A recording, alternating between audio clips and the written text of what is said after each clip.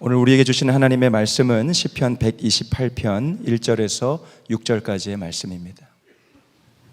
주님을 경외하며 주님의 명에 따라 사는 사람은 그 어느 누구나 복을 받는다. 내 손으로 일한 만큼 내가 먹으니 이것이 복이요 은혜이다. 내 집 안방에 있는 내 아내는 열매를 많이 맺는 포도나무와 같고 내 상에 둘러앉은 내 아이들은 올리브 나무의 묘목과도 같다. 주님을 경외하는 사람은 이와 같이 복을 받는다. 주님께서 시온에서 너에게 복을 내리시기를 빈다. 평생토록 너는 예루살렘이 받은 은총을 보면서 살게 될 것이다. 아들, 딸, 손자, 손녀 보면서 오래오래 살 것이다. 이스라엘의 평화가 깃들기를. 오늘 시편 128편 설교로 일단 시편 설교를 마무리하고 내년 연초에는 골로새서를 가지고 주일마다 은혜를 받으려고 하고 그 이후에 이제 시편을 다 끝내도록 하겠습니다. 이 시편 128편의 핵심 메시지는 우리 가정을 향하여 주시는 하나님의 축복입니다. 여러분의 가정이 정말 하나님이 주시는 복을 받으시기를 축복합니다. 하나님은 여러분의 가정을 중요하게 생각합니다. 그래서 여러분의 가정에 복을 주시겠다고 하는 거죠. 근데 여러분들도 여러분의 가정을 중요하게 여겨야 합니다. 하나님이 복을 주시는 것만 생각하면 안 됩니다. 여러분 스스로가 가정이 중요하다고 생각하지 않으면 하나님도 어떻게 복을 주실 수가 없습니다. 안타깝게도 가정이 중요한 건 다 알지만 실제로 가정의 행복을 위해서 대부분 살지 않습니다. 너무 바쁘다고 직장과 일터 때문에 공부 때문에 여러 가지 사회적인 일들 때문에 오히려 가정을 다 내팽개쳐 버리는 이들도 많습니다. 결국은 피눈물 나는 고통을 겪습니다. 가정의 어려움 때문에. 가정이 행복하면 어지간한 어려움 다 이겨냅니다. 그런데 가정이 무너지면 아무리 돈을 많이 벌었고 세상에서 성공했어도 그 인생은 무너져 버립니다. 그러니까 가정의 행복, 가정의 복은 너무너무 중요한 것입니다. 도대체 어떤 게 가정의 복인가? 시편 128편 2절부터 6절까지의 4가지 복을 이야기하십니다. 2절에 보면은 수고한 대로 먹는 복을 말씀하셨어요. 일터와 직장의 복을 주신다는 거죠. 두 번째 3절에서는 부부 사이에, 부모와 자녀 사이에 아주 화목하고 사랑이 넘치는 것을 말씀하셨고, 그리고 5절에 보면 하나님의 은혜가 예배드리고 말씀을 통하여 주시는 하나님의 은혜가 가정에 충만한 것을 말씀하셨고, 6절에 보면은 오래오래 살면서 손자 손녀까지 보면서 장수하는 복을 말씀하셨습니다. 자, 여러분의 가정에 이 4가지 복이 다 있는지를 한번 살펴보는 것도 중요하죠. 우리 가정은 정말 복이 있나 하는. 근데 이 시편 128편의 중요한 핵심은, 메시지의 핵심은 이런 복을 도대체 누가 받을 수 있느냐 하는 것입니다. 이런 가정의 복을 받을 자가 도대체 누구냐 하는. 그러면서 1절과 4절에서 하나님을 경외하고 하나님의 말씀대로 사는 사람이라고 말씀합니다. 1절에 주님을 경외하며 주님의 명에 따라 사는 사람은 그 어느 누구나 복을 받는다. 4절에 주님을 경외하는 사람은 이와 같이 복을 받는다. 열심히 가정의 행복을 위해서 사는 거 중요하지만 가정의 행복은 열심히 가정을 위해서 산다고 주어지는 게 아니고, 잘 살아보자고 싸우기까지 하는 가정도 있지만 그런다고 가정이 행복해지는 거 아니고, 우리 가정이 행복해지려면 하나님과의 관계가 바로 되어야 된다는 것입니다. 어떤 남편은 내가 그렇게 뼈 빠지게 일해서 이렇게 돈을 벌어 왔는데 집안꼴이 이게 뭐야? 그러는 사람도 있고, 어떤 아내는 왜 내 말을 안 듣는 거예요? 내가 한두 번 말한 것도 아니잖아요. 왜 내게 귀를 기울이지 않아요? 하면서 싸우는 이들도 있습니다. 다 잘 살아보자는 거죠. 그런데 가정의 복이 어디서 어떻게 오는지를 모르니까 그렇게 가정의 행복을 위해서 살았는데 가정은 점점 불행해지고 망가지고 그리고 비참해지는 것입니다. 중요한 핵심은 하나님을 경외하고 하나님의 말씀대로 살았느냐 하는 것입니다. 여기에 우리의 가정의 복이 달려져 있습니다. 하나님을 경외하고 하나님의 말씀대로 산다는 것은 도대체 어떻게 하라는 건가? 사사시대 때 이스라엘 백성의 죄가 뭔지를 잘 알아야 합니다. 그때 당시에는 왕이 없으므로 사람들이 다 자기 소견에 자기 생각에 옳은 대로 행하였더라. 그게 사사시대 때 죄입니다. 하나님을 경외하고 하나님의 말씀대로 살라는 것은 그 반대로 하라는 거죠. 그러니까 여러분들이 그동안에 내가 가정이 행복하기를 그렇게 애를 썼는데 우리 가정은 왜 이 모양이지? 라고 한다면 내 생각에 옳은 대로 말하고 행동하지는 않았었는가를 돌아봐야 됩니다. 아무리 잘해보자고 해도 내 생각에 옳은 대로만 말하고 행동하면 하나님이 그 가정 책임져 주실 수 없습니다. 이제부터 철저하게 여러분의 가정생활의 중심을 바꾸셔야 합니다. 내가 생각하기에 옳은 게 아니고 하나님이 뭐라고 말씀하셨나? 우리 가정에 왕이 계시다. 왕을 모시고 산다. 항상 하나님께 귀를 기울이고 그분이 말씀하신 대로 순종한다. 그렇게 살아보시기 바랍니다. 그러면 반드시 하나님이 약속하신 이 가정의 복이 여러분에게도 임하게 됩니다. 시편 128편의 첫 번째 언급한 복이 수고한 대로 손으로 일한 만큼 먹는 복입니다. 그런데 자기 생각에 옳은 대로 사는 사람은 이것이 복이라고 전혀 느껴지지 않는 겁니다. 수고한 대로 일해서 먹는 게 무슨 복이야. 일 안 했는데 돈 버는 게 복이지. 아멘 할까 봐 걱정이 됐어요. 네. 아니 우리가 지금 이 세상에 지금 시대에 사람들이 가지고 있는 복이 뭐죠? 일확천금을 얻는 겁니다. 횡재를 하는 겁니다. 네. 그게 복이지. 그래서 돈을 조금이라도 벌면 무슨 말이 툭 튀어나오죠? 이제 평생 놀고 먹어도 되겠네. 놀고 먹는 게 복이라고 생각하는 거예요. 이건 무서운 타락입니다. 그래서 우리 사회에 온갖 범죄가 일어나고 그리고 점점 빈부의 격차가 심해지고 가정이 깨서 무너지는 것입니다. 생각을 해도 너무너무 잘못하고 있는 겁니다. 미국 달라스 제1침례교회 담임 목사였던 A.W. 크리스웰 목사님이 한 번은 그 텍사스에 있는 어느 농부집을 찾아갔던 적이 있었습니다. 함께 식사를 하면서 그 농부가 그런 이야기를 하더래요. 목사님, 여기 주변 일대에 이웃들이 많았습니다. 다들 큰 농장들을 가지고 있었습니다. 그런데 어느 날 어느 집에 석유가 솟아났습니다. 그래서 집집마다 다 석유 시구를 했는데 석유들이 터져 나와서 그들이 엄청난 돈을 받고 땅을 팔고 그리고 도시로 다 이사를 갔습니다. 그런데 그 석유가 우리 집 바로 앞에서 끝났습니다. 우리 집이 있는 농장만 석유가 안 나오는 겁니다. 그래서 40년 동안 우리는 여기서 그냥 농사만 짓고 살았습니다. 그때는 왜 우리만 이렇게 불행한가 하고 한탄했습니다. 그런데 돈을 엄청나게 많이 가지고 도시로 떠났던 우리 이웃들은 하나같이 다 이혼하고 자녀들이 타락하고 다 망가졌습니다.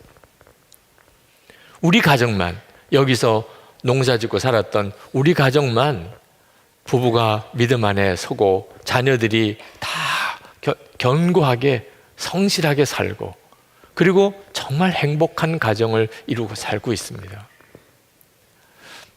여러분, 돈 하면 안 됩니다. 여러분의 가정에서 돈 하는 것은 하나님이 여러분의 가정의 왕이라고 하는 사실을 부인하는 것입니다. 그들에게 있어서 하나님은 돈이죠. 돈 문제 때문에 싸우고 그것 때문에 갈등하는 일을 이제 그쳐야 합니다. 가장 큰 복이 뭐냐? 일한 만큼 벌어 먹을 수 있다는 거예요.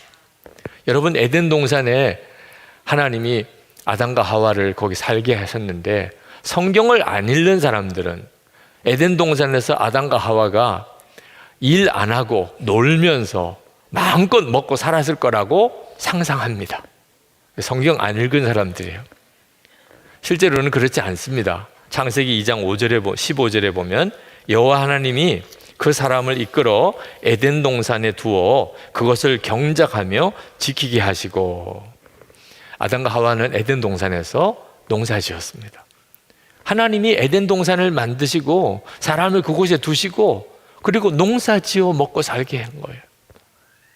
그러니까 일하는 것은 얼마나 큰 복인지 모릅니다. 자녀들에게 큰 재산 물려주어서 일 안 하고 편안하게 살게 하겠다고 자녀들 망치는 일입니다. 일하고 수고한 만큼 먹을 수 있는 게 얼마나 복인가. 실제로 내가 수고했는데 내가 그 대가를 얻지 못하는 경우가 얼마나 많습니까? 하나님이 은혜를 주셔야 내가 수고하고 일한 대로 내가 먹고 살 수 있습니다. 그 점을 명확하게 해야 합니다. 생각을 하나 해도 하나님이 생각하시는 것을 내가 받아야 합니다. 하나님께서 가정의 왕이 되셔야 가족들이 화목하게 살 수 있습니다. 왜 우리가 행복하게 살자고 그렇게 결혼도 하고 자녀도 낳고 사는데 그렇게 계속 싸우지요? 도대체 왜 싸웁니까? 누가 잘했냐 잘못했냐 따지느라고 싸우는 거죠. 그렇죠? 내 생각에 옳은 대로 그렇게 말하고 행동하니까 부부가 싸우고 부모와 자녀가 싸우는 거예요. 결국은 누가 잘했냐는 거예요. 누가 옳으니 하는 거죠. 이건 가정 망치는 아주 첩경입니다. 여러분이 정말 행복한 가정을 원하신다면 옳고 그름에 대한 판단은 정말 주님께 맡겨야 됩니다. 재판장은 예수님이십니다. 그럼 우리는 뭐 하지요? 주님이 하라는 대로 하는 거예요. 자, 주님이 하라는 대로 여러분 했더니 어떻게 됐습니까? 주님 뭐라고 말씀하십니까?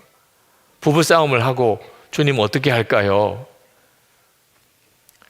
열심히 싸워라. 끝까지 싸워라.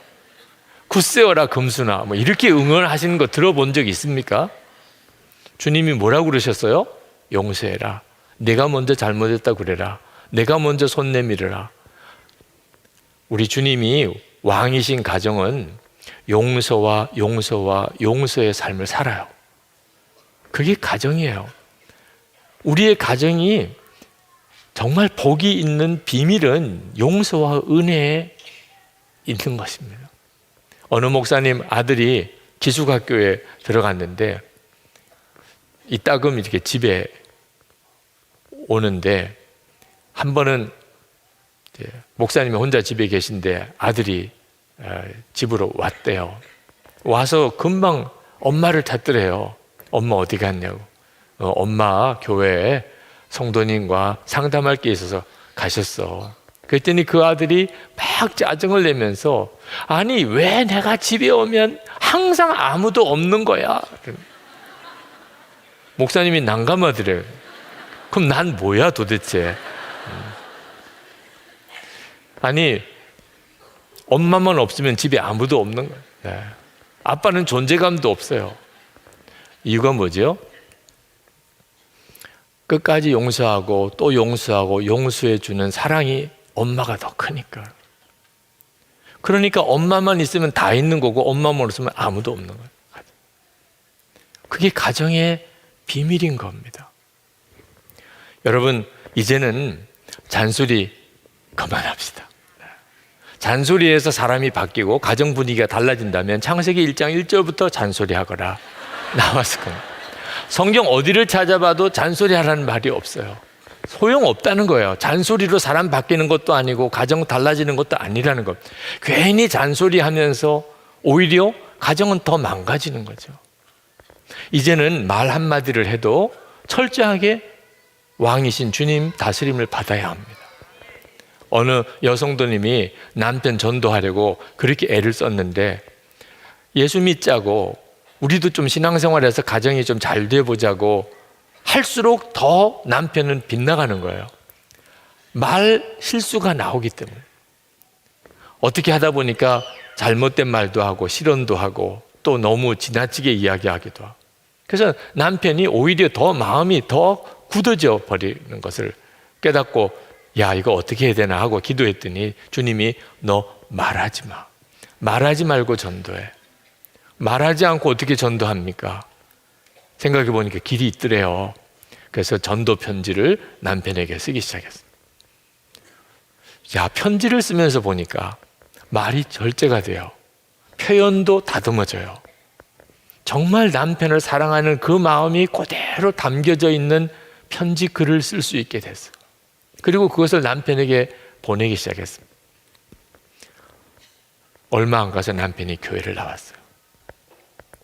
아내가 정말 지혜로운 거죠. 예수님이 왕이시라고 하는 말이 그 말인 것입니다. 여러분, 가정에서 큰 소리 내지 말아야 됩니다.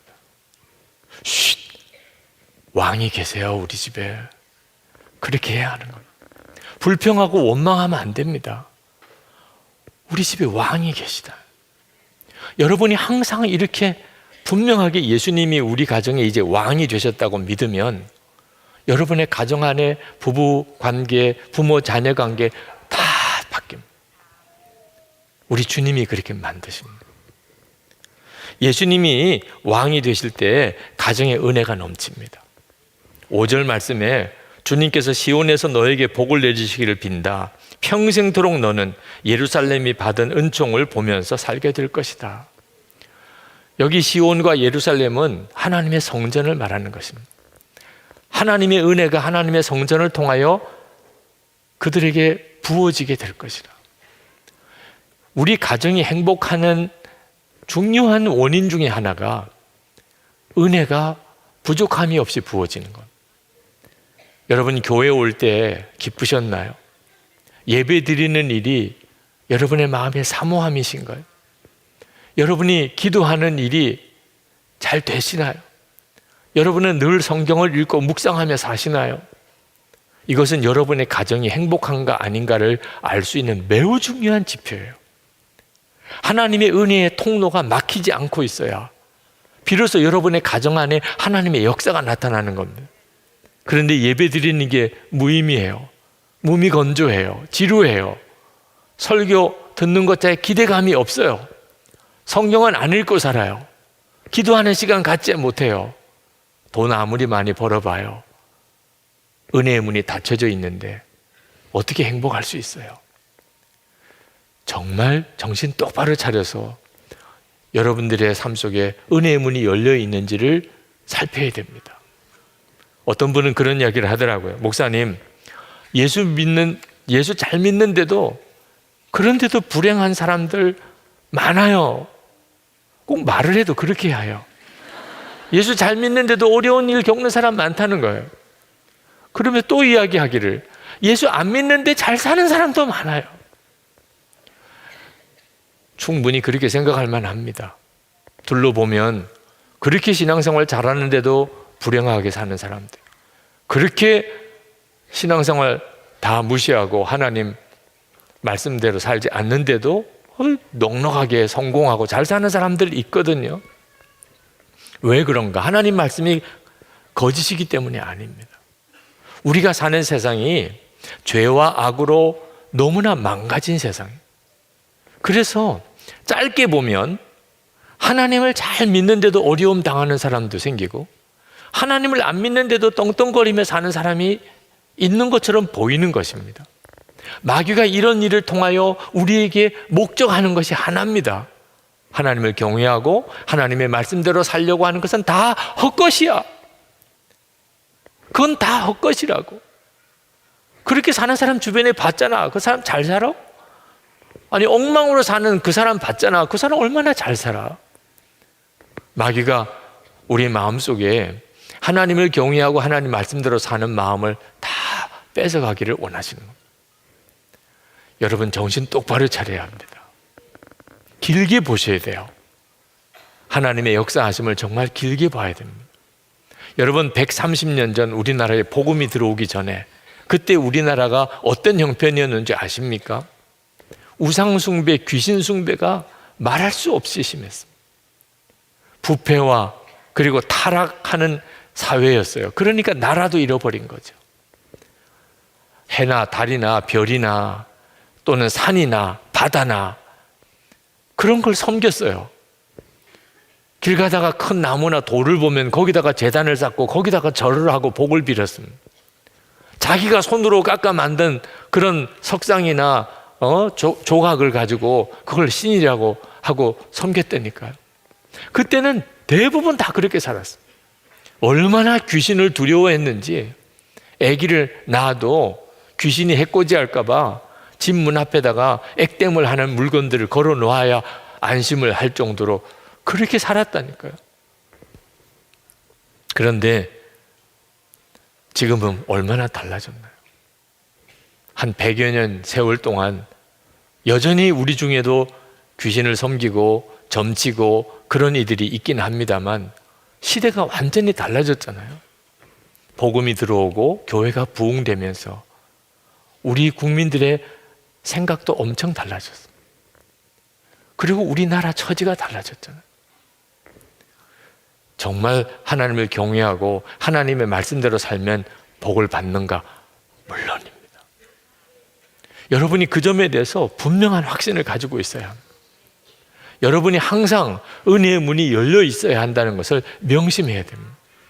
어느 여성도님이 몸이 너무 아파서 남편이 퇴근에 들어오는데 나와보지도 못하고 알아 누워 있는데 남편이 아내가 그렇게 알아 누워 있는 걸 보고 아내 옆에 와서 머리에 손을 얹고 기도를 해주더래요. 그때 남편이 무슨 내용의 기도를 했는지 전혀 기억이 안 나지만 남편이 머리에 손을 얹는 순간부터 그렇게 눈물이 나더라. 그렇게 많이 울었어요. 생전 처음 남편이 자기 머리에 손을 얹고 기도해 준 날. 그리고 일어난 거죠. 은혜의 문이 열리면 그러면 가정 안에 놀라운 하나님의 은혜가 넘치게 됩니다. 어느 남자 성도님 사업하다가 예상치 못한 어려움이 겹쳐서 완전히 망해버렸어요. 빚 더미에 올랐어요. 극단적인 생각까지 했습니다.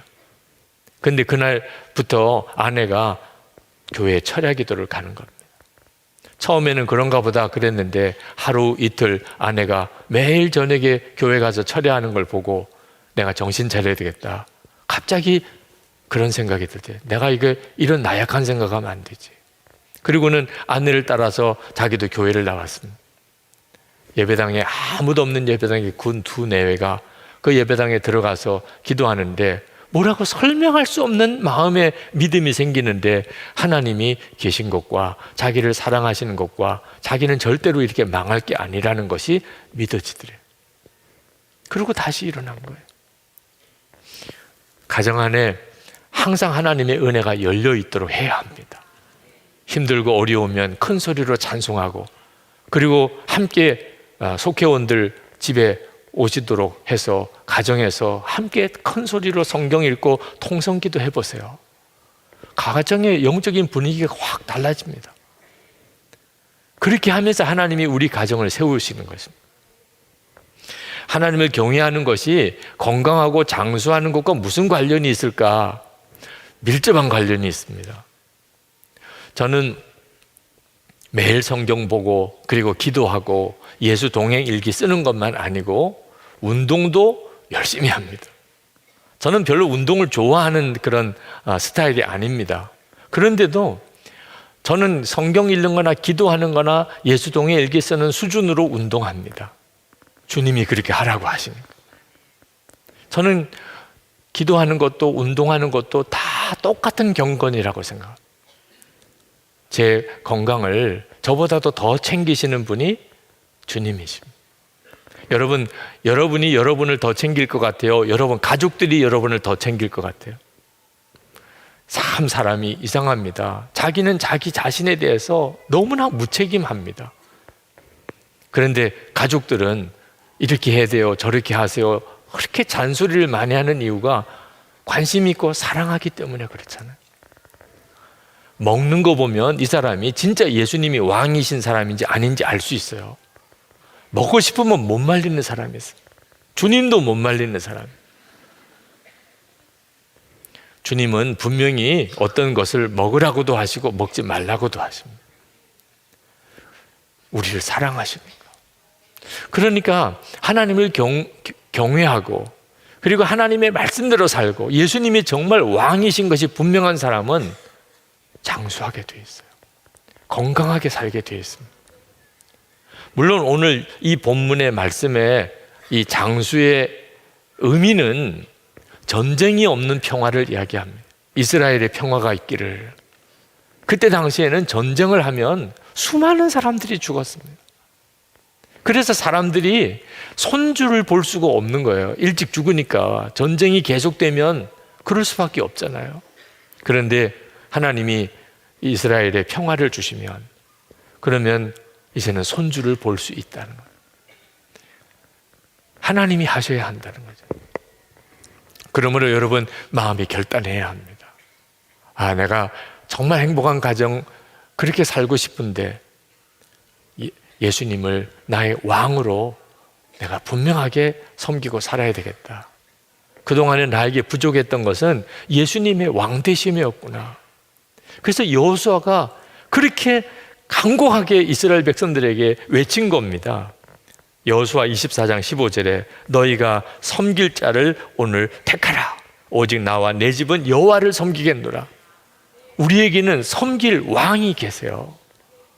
내 마음에 계시고 우리 가정 안에 왕이 계세요. 여러분이 이 점을 분명히 해야 합니다.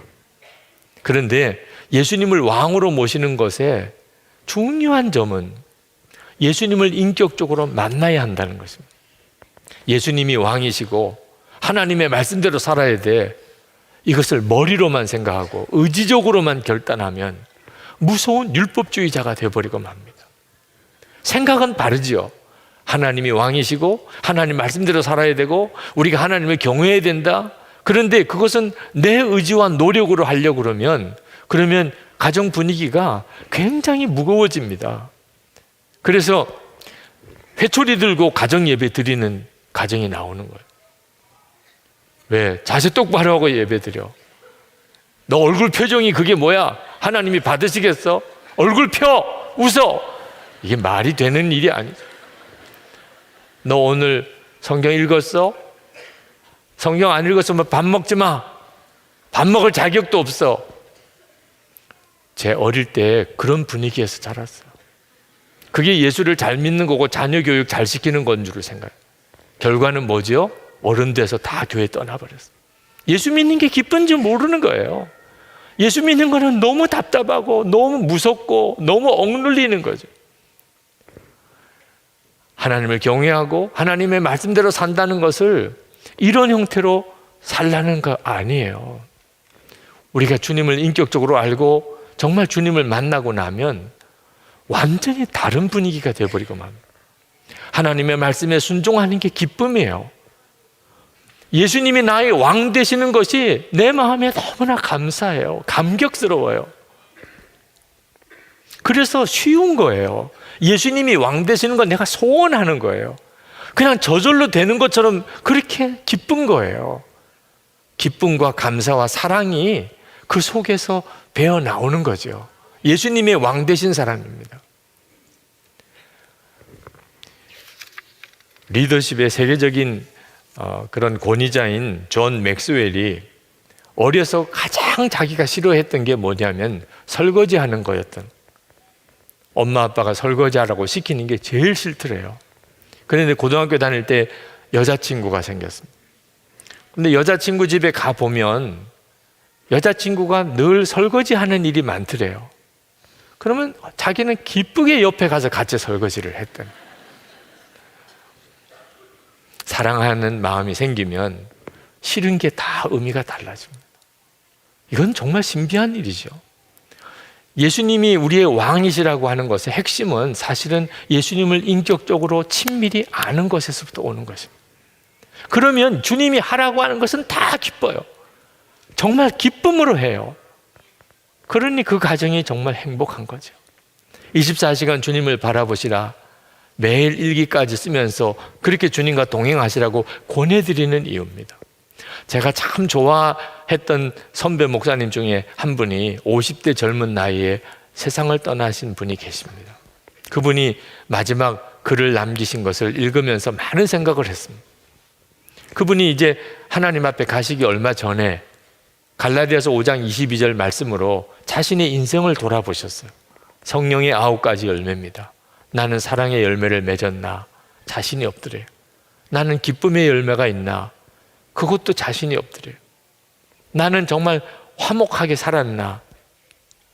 그러고 보니까 만나야 될 사람이 있더래요.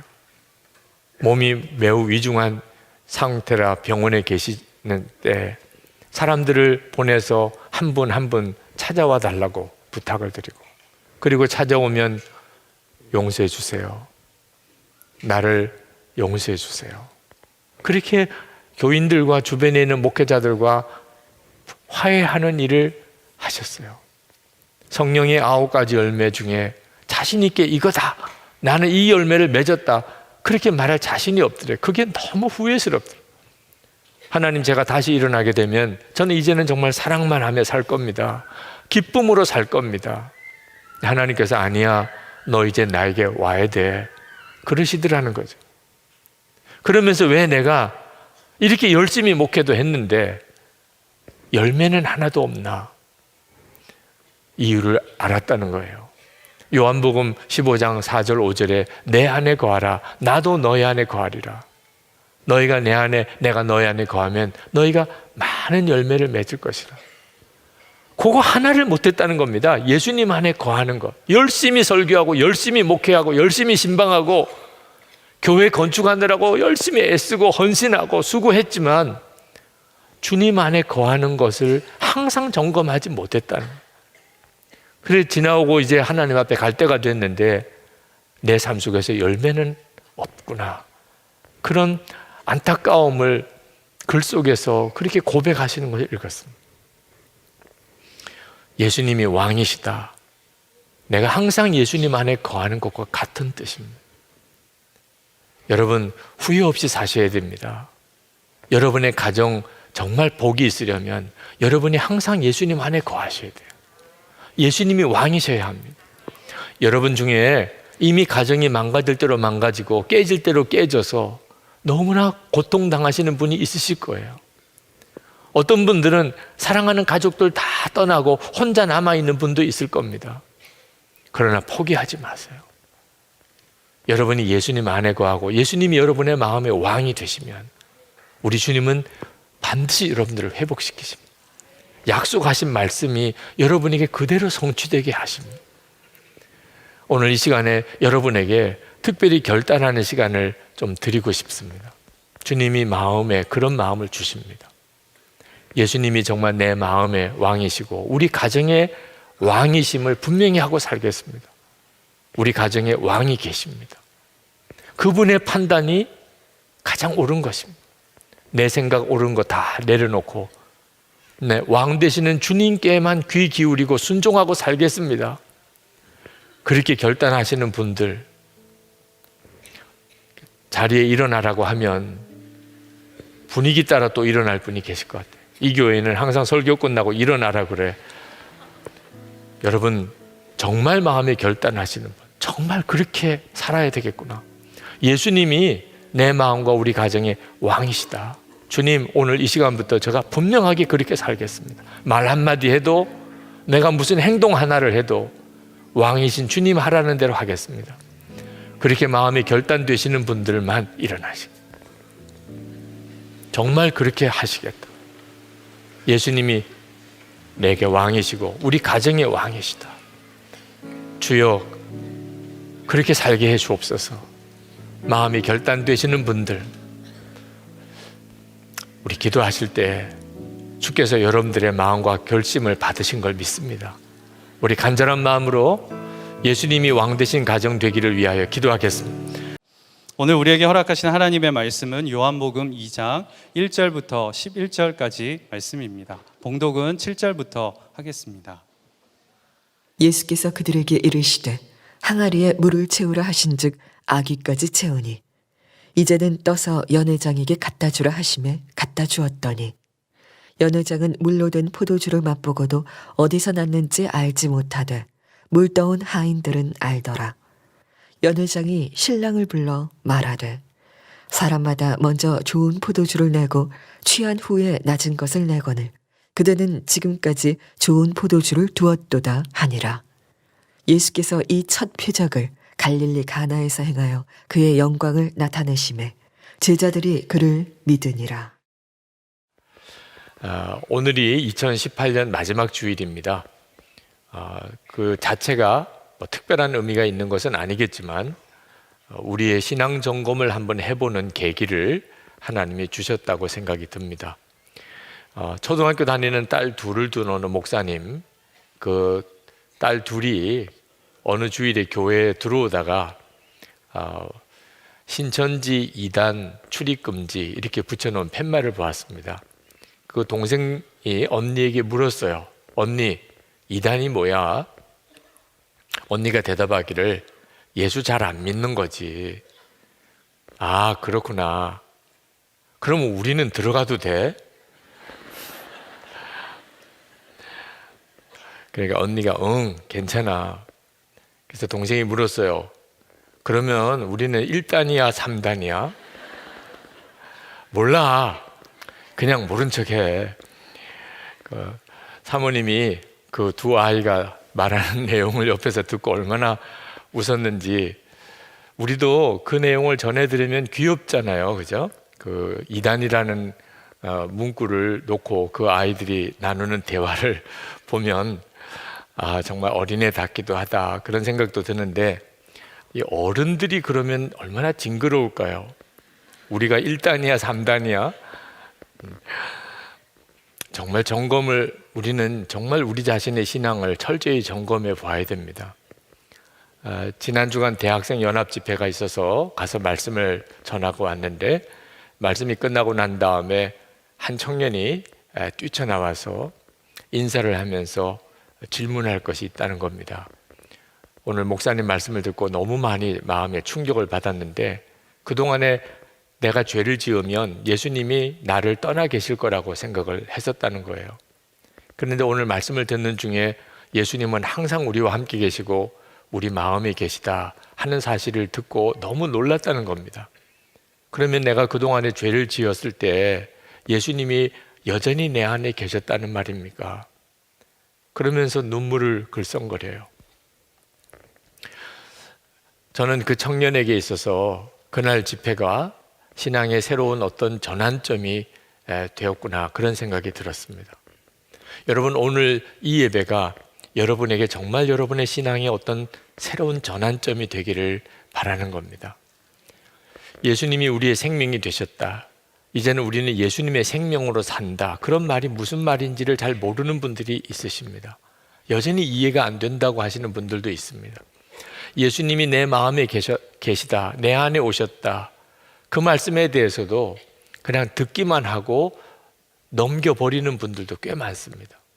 여러분 어떤 분이 먼 친척에게서 유산 10억을 물려받았다고 통보를 받으면 어떻게 하겠습니까? 당장 가서 그 돈 찾아가지고 쓰지요. 그 알고만 지날 사람이 누가 있습니까? 정말 놀라운 일이야. 나 잘 알지도 못하는 그분이 나에게 돈 10억이나 남겨주셨대. 정말 놀라워. 그리고 그냥 말 사람이 어디 있냐고요. 그리고 또 1년쯤 지나서 정말 놀라운 일이었어. 10억이나 나한테 유산을 준 사람이 있었대. 그리고 또 한 10년쯤 지나서 정말 놀라운 일이었어. 정말 그런 일이 다 있었대.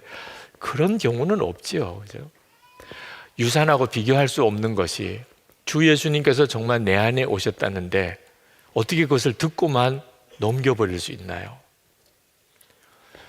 여러분 이제는 예수님을 믿어도 정말 진리를 결론 삼고 말씀이 여러분의 삶 속에 성취되는 삶을 살아야 하는 겁니다.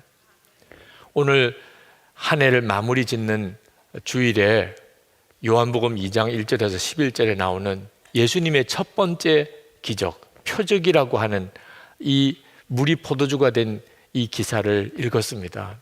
이유는 예수 믿으면 이렇게 된다는 뜻이거든요.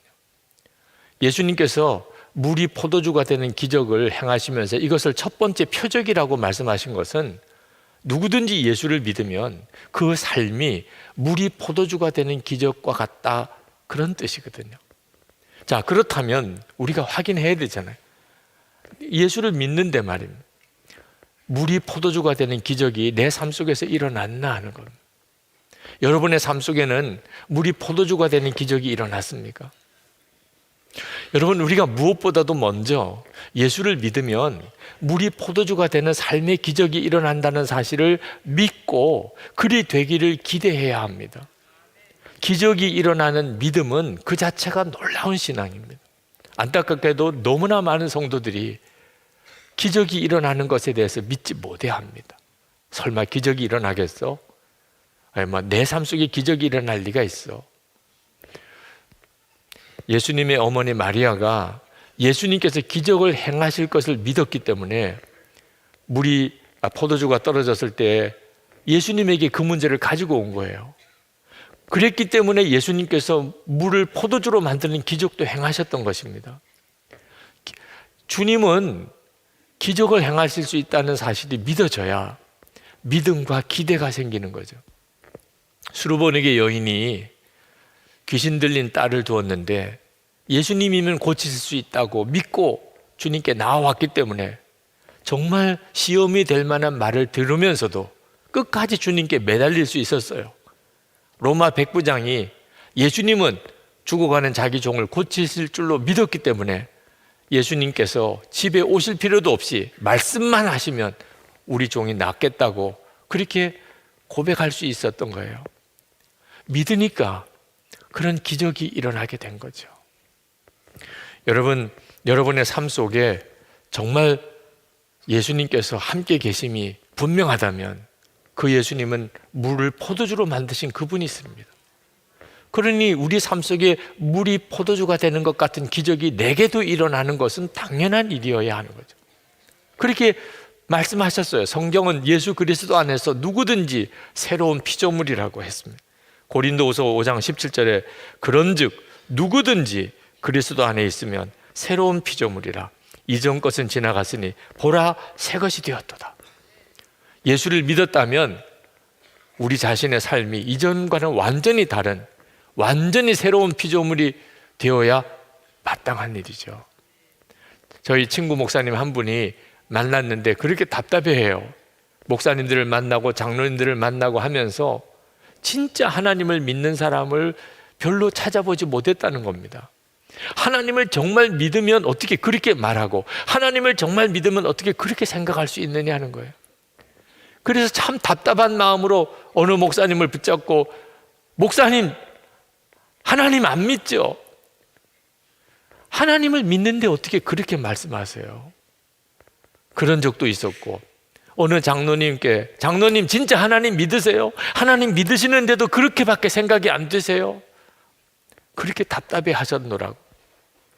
그 목사님의 이야기를 들으면서 저 자신도 돌아보았습니다. 우리의 말하는 것과 생각하는 것이 이것이 진짜 하나님을 믿는 그것인가 하는 거예요. 여러분은 하나님을 정말 믿는 믿음이 담겨 있는 말을 하시고 사십니까? 여러분의 생각은 진짜 하나님을 믿는 그 생각인가요? 물론 기적만 바라는 신앙이 바람직한 신앙이 아닐 수도 있습니다. 우리의 삶 속에는 우리 스스로가 노력해야 되는 영역도 있습니다.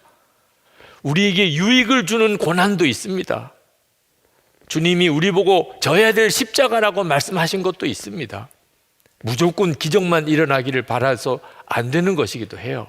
그러나 기적만 바라는 것보다 더 문제가 많은 것이 뭔지 아십니까? 기적 자체를 믿지 않는 겁니다. 자신의 삶 속에 하나님의 기적이 일어날 것 자체에 대한 아무런 기대도 없는 거예요. 요즘 유행하는 말 중에 소확행이라는 그런 말이 있는데 여러분 들어보셨나요? 무슨 의미인지 아시나요? 작지만 확실한 행복이라는 뜻이랍니다. 예를 들어서 갓 구운 빵을 이렇게 뜯어서 먹을 때, 여러분 해보셨나요? 각 구운 빵, 그 참 빵 냄새가 향기롭고 그걸 부드러운 빵을 뜯어서 그걸 먹을 때 그 느낌 아시나요? 그런 게 소확행이라는 거예요. 작지만 확실한 행복이라는 거예요. 새로운 옷을 사서 그 참 아주 상큼한 면 냄새가, 정결한 면 냄새가 나는 그 옷 셔츠를 내가 입을 때, 서랍을 열어보았는데 속옷들이 잘 개켜져서 서랍에 가득 이렇게 있을 때, 그럴 때 행복하다, 그런 느낌을 갖는다는 거죠. 요즘에 살기가 너무 어려우니까 이렇게 우리 일상의 아주 작은 일에서부터 행복을 발견하는 일은 참 바람직할 수도 있어요.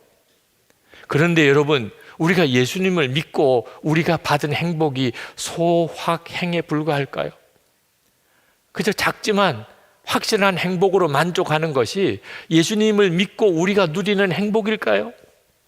물이 포도주가 됐다는데, 물이 포도주가 된 것을 어떻게 소확행이라고 말할 수 있어요? 엄청난 일이죠. 정말 놀라운 일이 아닐 수가 없어요. 그래서 우리가 오늘 한 해를 마지막 짓는 주일 예배를 드리면서 나는 정말 제대로 예수님을 믿고 있는 건지, 정말 물이 포도주가 된 변화가 내 삶 속에 일어나고 있는지를 점검하자는 겁니다. 그런데 그렇게 설교 준비하면서 제 마음속에 또 그런 생각이 떠오르더라고요. 유 목사 또 사고 치려고 하고 있네. 기적은 무슨 기적이야. 그런 식으로 설교하면 안 돼. 기적이 모든 사람에게 일어나겠어? 너 기적을 계속 설교했다가 괜히 교인들의 마음만 붕 뜨게 만들고 희망 고문하는 거야. 기적이 일어날 듯 하다가 결국은 기적도 없더라. 너 또 그렇게 하려고 하는 거야? 너 자꾸 기적 하지 마. 그냥 소확행이면 충분해. 그저 일상의 소소한 일에 행복을 느끼며 살라고 하는 거야. 우리의 삶은 다 그런 거야. 너 잘못하면 아주 사이비 부흥자 같이 되겠네. 아주 수준 낮고 지적인 수준도 떨어지는 너 그런 설교자 취급을 받을 거야. 너 자꾸 기적 이야기 하지 마. 그런 생각이 솔직히 떠오르더라니까. 갑자기 설교 준비했던 게 다 뒤집어지는 것 같아서, 내가 이렇게 설교를 해도 될까? 정말 성도들에게 여러분의 삶 속에 정말 기적이 일어납니까? 이런 식으로 설교해도 될까?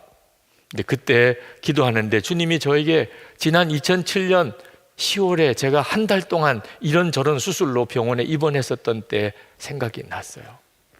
갑자기 그 생각이 났어요. 한 달 동안 꼼짝없이 병원에서 수술하고 이 수술하고 저 수술하고 그렇게 있는 동안 너무 답답했습니다. 하나님, 제가 설교도 해야 되고 교회도 섬겨야 되는데 도대체 이게 웬일입니까? 그때 하나님이 저에게 병실에서 기도할 때 주셨던 너무나 명확한 말씀이 있었어요. 내가 그렇게 설교하고 싶어 하는데 내가 설교하는 것과 실제로 내가 사는 삶과 사이에 조그만 틈이 생기는 것을 절대로 작게 여기면 안 된다. 다시 말하면 설교했으면 그대로 살아야 되고 그렇게 살면 설교를 하라는 거예요. 그건 저에게 있어서 심히 두려운 말씀이기도 했습니다. 그러면서도 설교자로서 앞으로 제가 어떻게 살아야 될지에 대해서 명확한 하나님의 지침을 받은 날이기도 했어요. 그 생각이 불현듯 떠오르는 거예요. 성경 속에는 하나님의 기적이 넘쳐나고 있습니다. 그런데 우리의 삶 속에서는 하나님의 기적을 경험하기 힘들다고 그래요. 그러면 나는 어떻게 설교해야 되는 게 맞지요? 성경이 말하고 있다면, 그렇다면 우리의 삶 속에서도 동일하게 하나님의 기적이 일어날 것이라고 설교해야 맞는 거 아닌가? 그래서 다시 마음을 정리할 수 있었어요. 그렇다, 이것은 우리에게 주신 하나님의 매우 중요한 도전이라.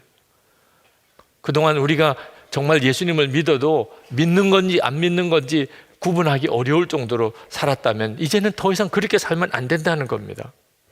우리 중에 하나님의 기적이 필요하지 않은 사람은 아무도 없더라고요.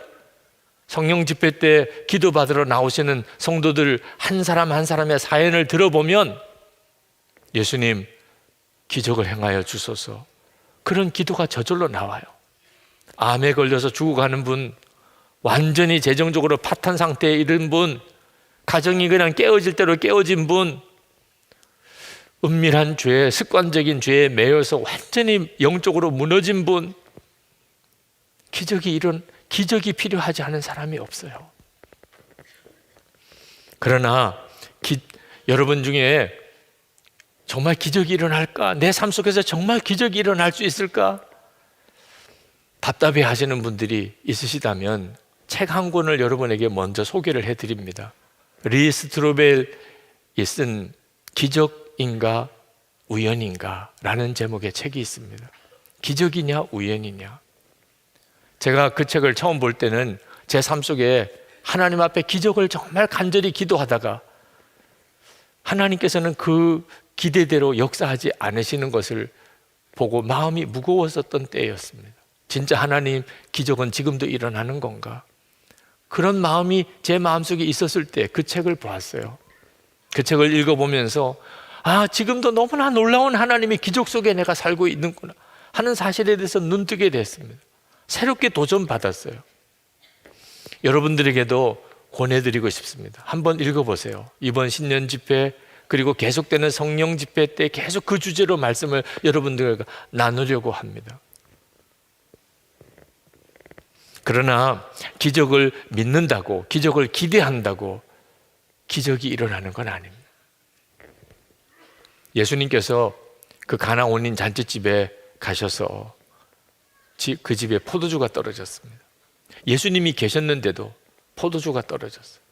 예수님의 어머니가 예수님에게 와서 이 집에 포도주가 떨어졌다 말씀하실 때 처음에 예수님은 아무것도 안 하시려고 하셨어요. 그것이 나에게 무슨 상관이 있나이까? 내 때가 아직 이르지 아니하였나이다. 분명히 예수님은 처음에 그 집에 포도주가 떨어졌지만 아무것도 안 하셨어요. 예수님이 우리와 같이 계시다. 기적이 일어날 때는 반드시 그래야 됩니다. 예수님이 우리와 같이 계신 것이 가장 결정적인 조건입니다. 그러나 예수님이 우리와 함께 계셔도 아무 역사가 안 일어날 수도 있다는 것도 알아야 됩니다. 가나 온인 잔치에서 그 사실을 우리가 보는 거예요. 너무나 많은 성도들이 실제로 그렇게 경험하고 사는 거예요. 예수님이 함께 계신데 내 삶 속에는 아무 역사가 일어나지 않아요. 어느 선교사님이 이 자리에서 선교 보고하실 때 저는 무능력이 충만했습니다. 그렇게 설교하셔서 다들 웃었습니다. 무슨 무능력이 충만이 있어요. 성령 충만은 들어봐도 무능력이 충만하다는 말은 처음 들어봤어요. 근데 진짜 너무나 많은 성도들이 무능력이 충만해요. 오늘 이 시간 여러분 중에도 무능력이 충만한 분 많으실 거예요. 내 삶 속에는 아무런 능력이 나타나지 않는 거죠. 왜 그렇죠? 왜 예수님은 우리 안에 오셨는데 아무것도 안 하시죠? 주인이 아니셨기 때문이에요. 예수님이 손님으로만 계셨기 때문이에요. 그때는 주님은 아무것도 하지 않으셨어요. 그게 나와 무슨 상관이 있나이까? 여러분의 문제가 예수님과 무슨 상관이 있지요? 예수님이 여러분에게 손님이신지 주님이신지에 따라서 달라지는 거예요. 예수님께서 왜 역사 안 해주실까? 답답했던 적이 있었습니다. 근데 깨닫고 보니까 예수님이 역사 안 하신 게 아니고 예수님이 역사를 못 하신 거였어요. 다 내 마음대로만 살려고 했기 때문입니다. 그러다고 제가 무슨 나쁜 짓만 골라서 한 게 아닙니다. 공부도 열심히 했고 목회도 열심히 했고 칭찬도 많이 들었어요. 그렇지만 내가 진짜 예수님을 주님으로 섬기고 주님께 순종하면서 살았나? 내가 하고 싶은 것, 내가 되고 싶은 대로 살았나? 정직하게 생각해 보면 내가 원하는 대로 살았던 거예요. 예수님이 진정한 의미의 내 주인이 아니셨어요. 그래서 예수님이 물이 포도주가 되는 기적을 행하실 수 없었던 것이었어요. 예수님의 어머니 마리아가 이 문제를 어떻게 푸셨을까? 예수님의 주님 되심으로 푸셨어요. 종들을 불러다가 이분이 시키는 대로 하라. 예수님께서 이제는 그 종들의 주인이 됐습니다. 그래서 항아리에 물을 채우라. 그 물을 떠다가 연회장에게 갖다 주라. 종들로서는 참 이해가 안 되는 일이었지만 주인이 시키는 대로 하는 것처럼 온전히 순종했습니다. 그때 물이 포도주가 되는 기적이 일어난 거예요. 여러분, 예수님을 영접했다면 이제 우리에게 남은 과제는 예수님에게 완전히 순종하는 거예요. 가나 온인 잔치집의 종들처럼 이해가 안 돼도 완전히 순종하는 거예요. 그때 비로소 우리는 알게 돼요. 주님 안에서 물이 포도주가 되는 기적이 누구에게나 일어나는구나. 여러분, 순종에는 두 가지 순종이 있는데 하나는 노력에서 하는 순종이 있고 하나는 죽음으로 순종하는 것이 있습니다. 노력에서 하는 순종은 결국은 한계가 있습니다. 안 된다, 못하겠다 이렇게 끝나게 돼요. 우리가 주님께 순종하는 일이 우리 노력으로 될 수가 없어요. 여러분 다 해보셨잖아요. 여러분 나름대로 노력도 해보셨잖아요. 결론이 뭡니까? 안 되더라 그거잖아요. 그러면 어떻게 순종하지요? 죽음으로 하는 순종이 있어요. 나는 죽었습니다. 나는 죽었습니다. 그게 순종이에요. 주님의 명령 앞에, 주님의 말씀 앞에서 나는 죽었습니다. 고린도후서 4장 10절에 우리가 항상 예수의 죽음을 몸에 짊어짐은 예수의 생명이 또한 우리 몸에 나타나게 하려 함이라. 예수님의 죽음을 짊어진다는 말은 나는 죽었습니다 고백하고 사는 겁니다. 그러면 무슨 일이 벌어지지요? 예수님의 생명이 내 몸에서 나타날 것이라. 여러분 이거 경험해 봐야 되잖아요. 말씀으로만 끝날 수 없잖아요.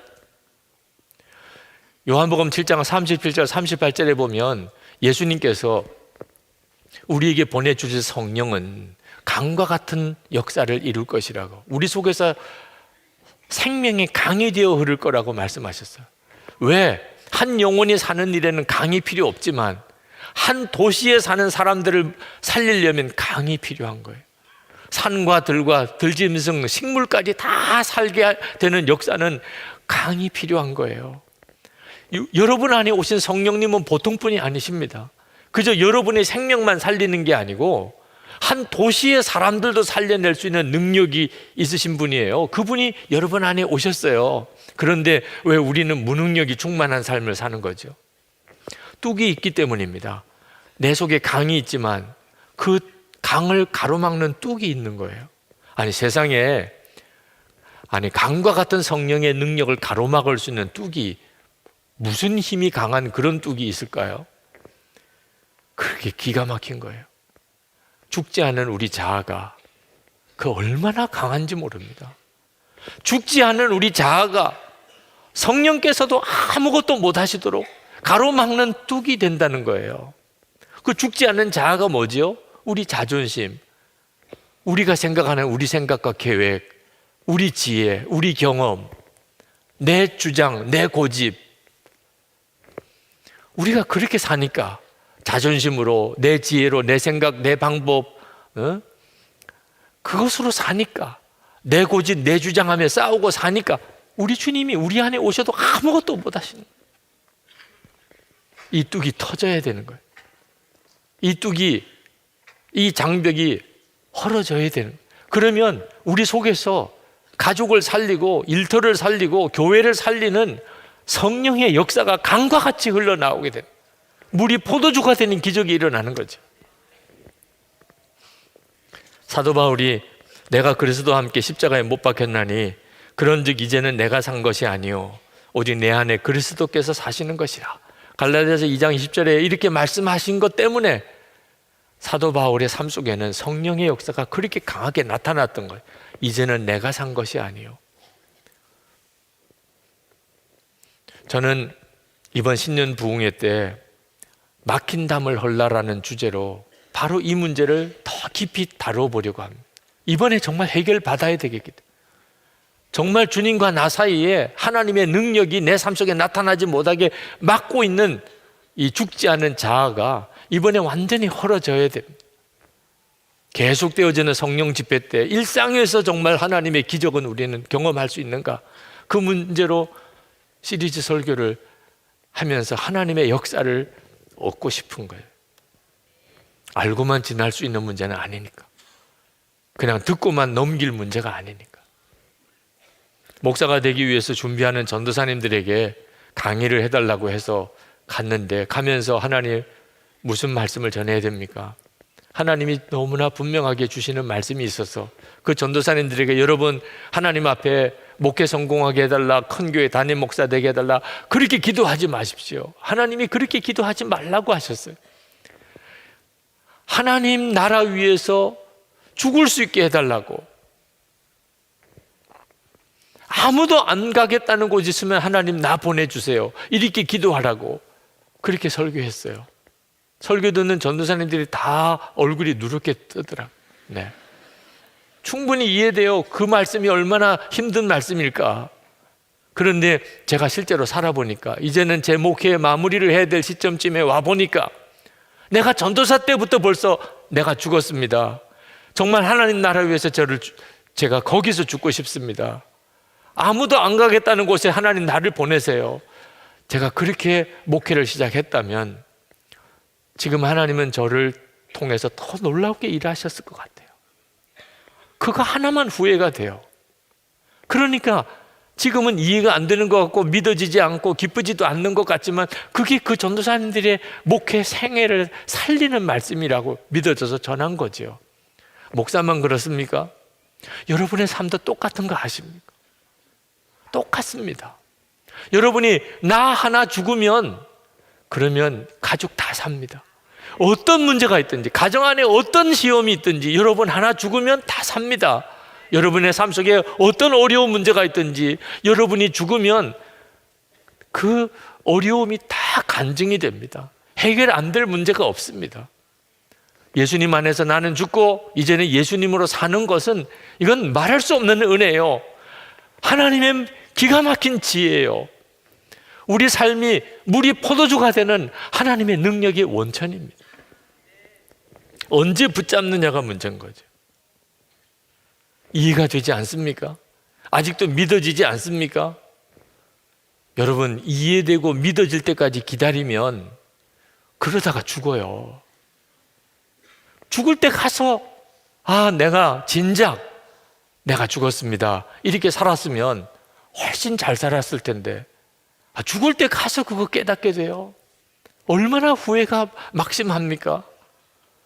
지금 진리를 결론 삼 이게 말씀이라면 다시 한번 성경을 찾아봐서 이게 정말 하나님의 말씀이라면 그러면 지금 결론 삼아야지. 하나님 저 죽었습니다.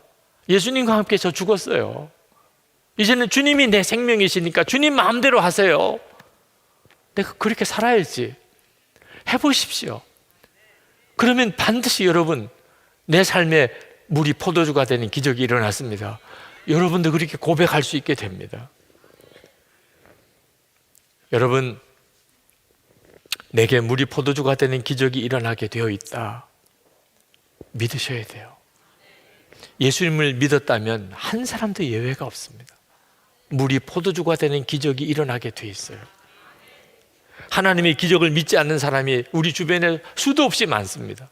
교회 다니는 사람들 중에도 하나님의 기적을 믿지 않는 사람들이 많아요. 하나님 저를 표적으로 삼으세요. 하나님 제 삶을 표적으로 삼으세요.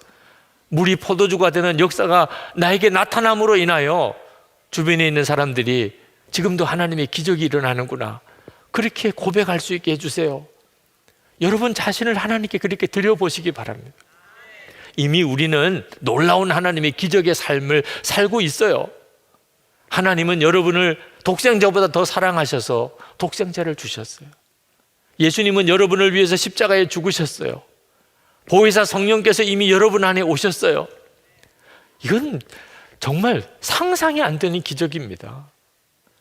여러분이 지금 어떤 처지에 있든지 이 엄청난 기적 어느 하나도 지금 변한 것도 없어요. 여러분에게 계속 부어지고 있어요. 우리는 정말 기적 중에 기적의 삶을 살아가고 있는 거예요. 문제는 그게 무감각해져 버린 거예요. 이스라엘 백성들이 출애굽하고 그들이 광야에 들어갔을 때 매일같이 기적과 같이 만나를 먹었어요. 구름 기둥 불 기둥으로 인도함을 받았어요. 반석에서 물이 터져 나오는 기적을 경험했어요. 기적의 연속이에요. 출애굽기를 읽어보면. 그런데 그들은 불평과 원망으로 살았어요. 그런 기적을 보면서도 무감각해진 거예요. 기적이 무감각해진 거예요. 하나님의 그 엄청난 사랑, 우리 주님의 십자가의 은혜, 성령의 역사하심을 힘입고도 내 삶 속에는 기적이 일어나지 않는다고 완전히 기적에 대해서 무감각해진 거예요. 영적으로 무감각해진 거예요. 여기서 깨어나야 합니다. 여러분의 삶에 물이 포도주가 되는 기적 일어나게 돼 있습니다. 이 시간에 여러분 말씀에 응답하는 시간이 되기를 바랍니다. 그냥 오늘도 설교 듣고 그냥 끝내기는 이건 너무나 중요한 시간이에요. 우리의 삶이 그저 예수 믿는 척 하고 끝날 수도 없어요. 예수 믿으나 안 믿으나 별 차이가 없는 삶으로 그냥 만족할 수도 없습니다. 주님, 제가 제 삶 속에 물이 포도주가 되는 기적이 일어나는 것을 제가 믿습니다. 주님, 제가 정말 믿습니다. 저를 표적의 도구로 쓰세요. 제 삶을 통해서 하나님의 살아계심을 드러내세요. 제가 그 가나 혼인 잔치집에 종들처럼 해보겠습니다. 완전한 순종을, 죽음으로 드리는 순종, 나는 죽었습니다 고백하고 그렇게 살아보겠습니다. 여러분이 그렇게 결단되시는 분들은 일어나서 기도합시다. 오늘 이 시간에 여러분이 하나님 앞에 여러분이 이제부터의 남은 인생을 걸고 결단하는 시간이 되기 바랍니다. 그저 또 한 해가 넘어가는 그런 반복이 되지 않기를 원합니다. 주님, 제 생애가 이번에 완전히 새로워지기 원합니다. 물이 포도주가 되는 역사가 제 안에 일어나기 원합니다. 정말 나는 죽고 예수로 사는 역사가 일어나기 원합니다. 주께서 여러분의 기도에 응답하실 것입니다. 우리 주여 한번 부르짖고 기도하겠습니다. 오늘 우리에게 허락하신 하나님의 말씀은 요한복음 1장 9절 말씀입니다. 참빛 곧 세상에 와서 각 사람에게 비추는 빛이 있었나니. 이번 성탄절에 빛으로 여러분에게 오신 예수 그리스도를 정말 만나는 특별한 은혜가 있게 되기를 축복합니다. 성경은 예수님께서 이 땅에 오신 것을 빛으로 오셨다고 말씀하고 있습니다. 예수님이 직접 하신 말씀입니다. 요한복음 12장 46절에 내가 세상에 빛으로 왔나니 그렇게 말씀하셨습니다. 근데 이 빛은 산이나 들이나 바다나 여기를 비추는 햇빛과는 다른 빛이라고 말씀하고 있습니다. 사람에게 비추는 빛이라 그렇게 말씀하셨습니다. 9절에 보면 참빛 곧 세상에 와서 각 사람에게 비추는 빛이 있었나니. 사람에게 비추는 빛이라는 건 어떤 것일까요? 그 영혼을 살려내는 역사를 일으키는 빛이라는 뜻입니다. 여러분, 만물에는 없지만 사람에게만 있는 것이 영혼입니다. 사람에게 빛이 비추었다는 말은 그 영혼에 빛이 비추어서 그 영혼이 살게 되었다는 거죠. 그래서 에베소서 2장 1절에 보면 그는 허물과 죄로 죽었던 너희를 살리셨도다 하는 말씀이 나옵니다. 예수님이 우리 가운데 오셔서 우리의 영혼이 죄와 허물로 죽었었는데 다시 살아나게 됐다는 거죠. 에베소서 5장 14절에 보면 잠자는 자여 깨어서 죽은 자들 가운데서 일어나라. 그리스도께서 너에게 비추이시리라. 예수님께서 우리 가운데 빛으로 오시면 그 영혼이 살아나게 됩니다. 이 말씀을 기록한 사도 바울 자신이 예수님을 강력한 빛으로 만나고 그리고 그가 영생의 영혼의 생명을 얻고 그리고 하나님의 사도까지 되죠. 어제 정희승 권사님, 권규현 장로님 부인 되시는 정희승 권사님 발인 예배가 있었습니다. 갑자기 그렇게 하나님께서 부르셨습니다. 병원에 입원해 계시는 동안 그렇게 담대하셨는데 목요일에 갑자기 상태가 안 좋아진다는 이야기를 듣고 병원에 급히 신방을 가는 길에 임종이 가까웠다는 연락을 받았습니다. 병실로 올라가면서 하나님께 구했어요. 정희성 원사님 이제 마지막 순간인데 하나님께 붙잡고 갈 말씀을 주십시오. 그런데 너무나 선명하게 하나님이 마음에 말씀이 생각나게 하셨는데 나의 사랑 나의 어여쁜 자야 일어나 나와 가자. 그 말씀이 너무나 선명하게 생각이 나는 겁니다. 하나님께서 우리 권사님에게 주시는 말씀이시구나. 그래서 병실에 갔더니 이미 의식은 없으신 상태에 누워 계셔서 권사님 머리에 손을 얹고 그 아가서 2장 10절부터를 읽어드렸습니다. 나의 사랑하는 자가 내게 말하여 이르기를 나의 사랑 내 어여쁜 자야 일어나서 함께 가자. 겨울도 지나고 비도 그쳤고 지면에는 꽃이 피고 새가 노래할 때가 이르렀는데 비둘기의 소리가 우리 땅에 들리는구나. 무화과 나무에는 푸른 열매가 익었고 포도나무는 꽃을 피워 향기를 토하는구나. 나의 사랑 나의 어여쁜 자야 일어나서 함께 가자. 바위 틈 낭떠러지 은밀한 곳에 있는 나의 비둘기야 내가 내 얼굴을 보게 하라. 내 소리를 듣게 하라. 내 소리는 부드럽고 내 얼굴은 아름답구나. 권사님 머리에 손 얹고 성경을 읽는데 그렇게 눈물이 나더라고요. 그러면서도 마음에는 하나님의 사랑이 그 권사님의 영혼에 쏟아 부어지는 것을 느꼈어요. 야, 정말 이런 것이구나. 그런 생각이 들었습니다. 하나님의 사랑이 어떤 사람의 영혼에 쏟아 부어지는 빛이 우리 영혼에 비춘다. 이것이 성탄절입니다. 성탄절은 예수님의 생일이라고만 생각하시면 안 됩니다. 예수님은 이미 태초부터 하나님과 함께 계셨습니다. 그러면 그분이 태어나셨다는 말은 무슨 뜻인가? 빛이 우리의 영혼에 비추게 된 날이라는 거죠. 영혼에 예수님의 빛이 비추면 그 영혼이 삽니다. 그리고 말할 수 없는 복을 그가 받게 됩니다. 요한 3서 1장 2절에 사랑하는 자여 내 영혼이 잘된 같이 내가 범사에 잘되고 강건하기를 내가 간구하노라. 이 영혼이 잘된다는 말이 하나님의 이 빛이 빛이신 예수 그리스도께서 그 영혼에 비추셨다는 거예요. 그 사람이 영혼이 잘된 사람이죠. 이것이 바로 성탄의 은혜요 축복입니다. 주님이 그 빛으로 영혼에 비추고 나면 사람이 뚜렷하게 달라집니다. 확실히 달라집니다. 빛으로 주님이 그 영혼에 임한 사람과 그렇지 않은 사람은 완전히 다른 사람처럼 보입니다. 그 첫 번째 달라진 것이 자기의 죄가 다 드러나 보이는 것입니다. 빛이 임했으니 내 속에 있는 어두워서 그동안 보지 못했던 모든 허물과 죄가 다 드러납니다.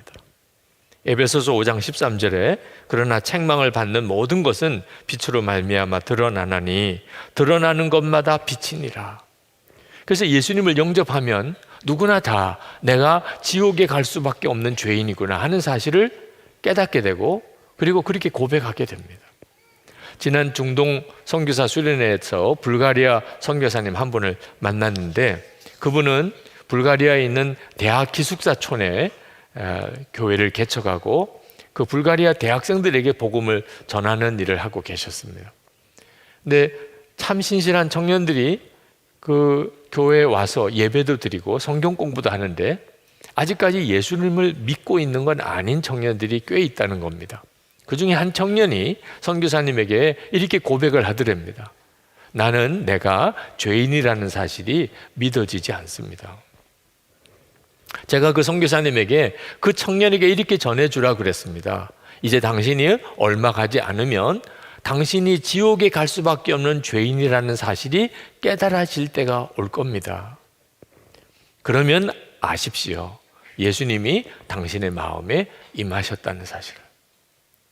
여러분 중에도 내가 지옥에 갈 그런 죄인이라는 믿음이 전혀 안 생기는 분, 믿어지지 않으시는 분이 이 자리에 있으실 겁니다. 그분들에게도 말씀드립니다. 개봉박두입니다. 네. 이제 곧 때가 옵니다. 내가 정말 지옥에 갈 수밖에 없는 그런 죄인이구나 하는 사실이 믿어지는 때가 옵니다. 그때 여러분 아시기 바랍니다. 예수님께서 내 영혼에 비추셨구나. 주님이 여러분에게 임하시면 누구나 다 자기가 말할 수 없는 죄인이라는 사실을 깨닫고 애통하게 됩니다. 그 훌륭한 사도 바울, 위대한 사도, 그분이 이렇게 고백했습니다. 디모데 전서 1장 15절에 죄인 중에 내가 괴순이라. 도대체 사도 바울이 무슨 그런 큰 죄를 지었을까요? 죄를 그렇게 특별히 많이 지었다는 게 아니고 자기 속에 있는 죄성을 깨달은 거죠. 그러니까 애통한 겁니다. 이 내 죄를 어떻게 하나? 나 같은 죄인이 또 있을까? 그런 마음이 예수님을 믿은 사람에게는 다 정상적인 것입니다. 예수를 믿고도 자기가 죄인인 줄 모르는 사람은 진짜 예수를 믿은 사람이 아니죠. 그런데 그 죄로 인한 슬픔과 함께 동시에 참 놀랍게도 말할 수 없는 기쁨이 부어지는 것이 또 참 특별한 일입니다. 그래서 예수님을 빛으로 영접한 사람은 그 속에서 기쁨이 넘칩니다. 예수님은 빛이시거든요. 말할 수 없이 놀라운 빛이거든요. 그 빛이 가지는 의미는 밝다, 기쁘다 그런 뜻도 되는 거죠. 예수님께서 나를 믿는 자는 어두움에 거하지 않는다 그렇게 약속하셨습니다. 요한복음 12장 46절에 나는 빛으로 세상에 왔나니 물은 나를 믿는 자로 어두움에 거하지 않게 하려 함이로라. 여기 어두움에 거하지 않는다는 말은 은밀한 죄를 짓지 않는다는 뜻이기도 합니다. 더 이상 이제는 은밀한 죄를 짓는 사람이 아니죠. 그러나 또 하나의 의미는 아주 밝다는 겁니다. 이제는 더 이상 어두움에 거하지 않습니다. 어떤 사람을 보면 그 분위기가 침울한 사람이 있죠. 뭔지 모르게 어둠 속에 갇혀 있는 것 같은 사람. 어떤 사람을 보면 굉장히 밝은 사람이 있죠. 뭔가 빛 가운데 있는 것 같은 느낌이 들지요. 그 기쁨을 그렇게 표현한 거죠. 고린도후서 4장 6절에 보면 어두운 데에 빛이 비치라 말씀하셨던 그 하나님께서 예수 그리스도의 얼굴에 있는 하나님의 영광을 아는 빛을 우리 마음에 비추셨느니라. 예수님이 빛으로 우리 가운데 임하셨다는 말은 하나님이 살아계시고 하나님이 나를 사랑하시고 나와 함께 계시다는 사실을 알게 된다는 겁니다. 눈이 열려서 그 기쁨이 말할 수가 없는 겁니다. 하나님이 정말 살아계시잖아. 하나님이 나를 사랑하시잖아. 이 사실이 깨닫게 될 때 내 죄로 인한 애통함도 있지만 말할 수 없는 기쁨이 우리 속에서 솟아나는 겁니다. 그래서 오순절 마가다락방에 성령이 임했을 때 그들 속에 기쁨이 있었습니다. 사도행전 2장 46절에 날마다 마음을 같이하여 성전에 모이기를 힘쓰고 집에서 떡을 떼며 기쁨과 순전한 마음으로 음식을 먹고. 성령을 받았던 초대교회 성도들의 특징이 기쁨이었습니다. 빌립 사도가 사마리아에 복음을 전할 때 그 사마리아 성에 큰 기쁨이 있었다고 성경은 말합니다. 사도행전 8장 8절에 그 성에 큰 기쁨이 있더라. 사도 바울이 비시디 안디옥에서 복음을 전하다가 거기서 쫓겨나게 됩니다. 복음 전하다가 쫓겨났는데도 그 제자들의 마음속에 기쁨이 있었다고 그랬습니다. 사도행전 13장 52절에 제자들은 기쁨과 성령이 충만하니라. 사도 바울이 감옥에 갇혀서 쓴 편지가 빌립보서인데 그 빌립보서에 보면 계속 기뻐하라는 말이 나옵니다. 세상에 감옥에 갇힌 지금 처지에서 나처럼 기뻐하라. 빌립보서 2장 18절에 이와 같이 너희도 기뻐하고 나와 함께 기뻐하라. 도대체 이 기쁨이 어디서 나오는 거지요? 하나님이 살아계신 것을 이제는 바라보는 눈이 뜨였을 때 그 기쁨인 것입니다. 빌립보서 4장 4절에 주 안에서 항상 기뻐하라. 내가 다시 말하노니 기뻐하라. 그 기쁨은 주님 안에서 누려지는 기쁨인 겁니다. 환경과 여건 상관없이 아무리 힘들고 어렵고 그게 감옥 안에 있다 할지라도 주님 안에서 우리 안에 놀라운 기쁨이 일어나는 겁니다. C.S. 루이스가 쓴 천국과 지옥의 이혼이라는 책 속에 천국문을 지키는 수의 이야기가 나옵니다. 천국에 가면 수의가 있대요. 그 수의가 하는 일은 천국에 들어갈 사람과 아닌 사람을 구분해서 들어갈 사람은 보내고 아닌 사람은 돌려보내는 일을 합니다. 질문을 딱 한 가지 합니다. 예수 그리스도를 알고 난 이후에 참을 수 없는 기쁨이 당신에게 있었습니까? 예, 그러면 들어가는 거고, 잘 모르겠는데 그러면 못 들어가는 겁니다. 여러분, 대답 준비되셨습니까? 예수 그리스도를 알고 난 다음에 참을 수 없는 기쁨이 당신에게 있습니까? 애매하신 분들은 이번 성탄절을 그냥 보내지 마시기 바랍니다. 성탄절이 빛으로 주님이 우리 영혼에 비춘 날인데, 그때 반드시 우리 안에 일어나는 일이 말할 수 없는 기쁨입니다. 이렇게 빛으로 예수님을 영접한 사람은 다른 사람에게도 빛으로 나타나게 됩니다. 여러분, 뜨거운 것을 갑자기 먹고 나면 주변 사람들이 다 알죠. 얼마나 호들갑을 떱니까? 입속에 뜨거운 게 들어가고 나면 뭐 난리도 아니죠. 야, 저 사람이 지금 뜨거운 걸 삼켰구나. 다 알죠. 그걸 어떻게 참을 수 있어요? 햇빛보다도 더 강한 빛이 내 안에 비추었을 때 주변 사람들이 아무도 모르게 나만 가질 수가 없는 것입니다. 그래서 나를 통해서 빛이 다른 사람에게 다 드러나게 됩니다. 그래서 사도 바울은 그것을 빛의 자녀라고 그렇게 말했습니다. 에베소서 5장 8절에 너희가 전에는 어둠이더니 이제는 주 안에서 빛이라, 빛의 자녀들처럼 행하라. 예수님을 빛으로 이렇게 맞아들이고 나면 나도 빛으로 살게 됩니다. 예수님이 그렇게 말씀하셨어요. 마태복음 5장 16절에 이같이 너희 빛이 사람 앞에 비치게 하여 그들로 너희 착한 행실을 보고 하늘에 계신 너희 아버지께 영광을 돌리게 하라. 알렌 크라이더라는 역사학자가 회심의 변질이라는 책을 썼습니다. 그 회심이 어떻게 초대교회부터 지금까지 이렇게 변해왔는가 하는 것에 대한 책인데, 초대교회 그 시절에는 신자가 되는 일이 대단히 어려웠습니다. 우선 자신의 재산, 사회적인 지위, 심지어 목숨까지도 다 포기해야 되는 엄청난 결단이 예수 믿는다는 결단이었습니다. 예수를 믿겠다고 결심을 하고 내가 예수 믿겠다고 말을 해도 처음에는 아주 수상한 사람처럼 그렇게 취급을 받았습니다. 내부 정탐자로 들어온 사람 아니야? 그런 의심을 일단 사게 됩니다. 그래서 진짜 너 예수 믿을 거 맞아? 너 혹시 끈앞을 아니야? 그런 대우를 받는 거예요. 그리고 정말 예수를 믿기로 마음에 작정했다는 것을 알고도 3년 동안이나 그 사람이 정말 믿음을 가지고 있는 사람인지, 그리고 예수 믿고 정말 완전히 거듭난 사람인지 검증하고 교육받는 기간이 무려 3년이 지나고 난 다음에야 세례받을 기회를 주었습니다. 그들이 검증하는 것 중에 가장 중요한 부분이 이 사람이 진짜 예수 믿고 거듭난 그런 삶을 사는가 하는 것입니다.